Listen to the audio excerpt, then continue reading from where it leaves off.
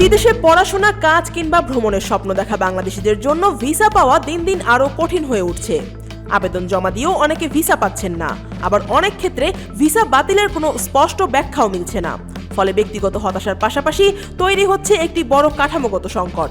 অনেকের ধারণা, ট্রাম্প প্রশাসন ক্ষমতায় আসার পর যুক্তরাষ্ট্রের ভিসা নীতিতে কড়াকড়ি বেড়েছে, আর নতুন ভিসা বন্ড তালিকায় বাংলাদেশের নাম যুক্ত হওয়ায় পরিস্থিতি আরও জটিল হয়েছে। তবে বিশেষজ্ঞদের মতে, ভিসা সংকটের পেছনে প্রথম এবং সবচেয়ে বড় কারণ হলো ভুয়া কাগজপত্রের ব্যবহার। শিক্ষাগত যোগ্যতা, অভিজ্ঞতার সনদ, প্রশিক্ষণ সার্টিফিকেট কিংবা ব্যাংক স্টেটমেন্ট, এসব ক্ষেত্রে জাল নথি ব্যবহারের প্রবণতা বাংলাদেশিদের ক্ষেত্রে ব্যাপকভাবে লক্ষ্য করা যায়। এর ফলে একদিকে আবেদনকারীর ভিসা বাতিল হচ্ছে, অন্যদিকে সংশ্লিষ্ট দেশের কাছে বাংলাদেশের নাগরিকদের বিশ্বাসযোগ্যতা কমে যাচ্ছে। দ্বিতীয় বড় কারণ হলো ভিসার শর্ত লঙ্ঘন। অনেক ক্ষেত্রে ভ্রমণ ভিসায় গিয়ে বিদেশে থেকে যাওয়া বা এক দেশে ঢুকে অন্য দেশে অবৈধভাবে চলে যাওয়ার ঘটনা ঘটছে। এতে শুধু সংশ্লিষ্ট ব্যক্তি সমস্যায় পড়ছেন না, বরং ভবিষ্যতে সৎ উপায়ে যেতে চাওয়া অন্য বাংলাদেশিদের জন্য ভিসা পাওয়া কঠিন হয়ে উঠছে।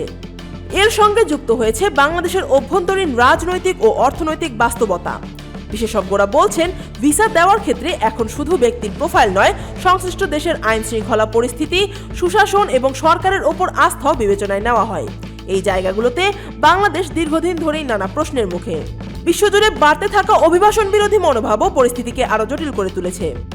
ইউরোপ ও আমেরিকার অনেক দেশ অভ্যন্তরীণ নীতির কারণে ভিসা দেওয়ার হার কমিয়েছে।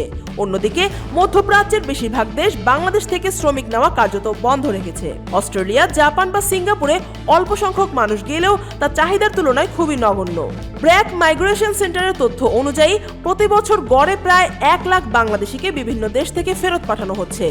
ইউরোপের দেশগুলো থেকে গত 8 বছরে অন্তত 4000 বাংলাদেশিকে দেশে ফেরত পাঠানো হয়েছে। যুক্তরাষ্ট্র থেকেও সাম্প্রতিক সময়ে ফেরত পাঠানোর সংখ্যা বেড়েছে।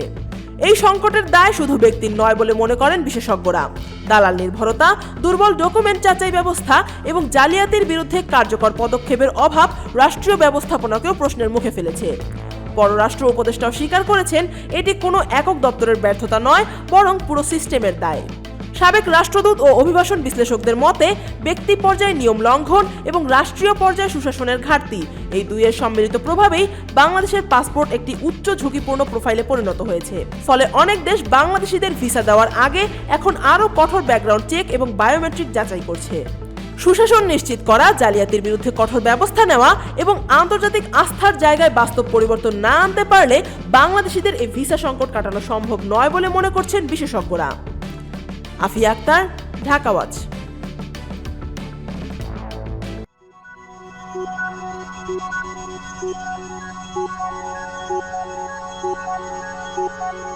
Thank you.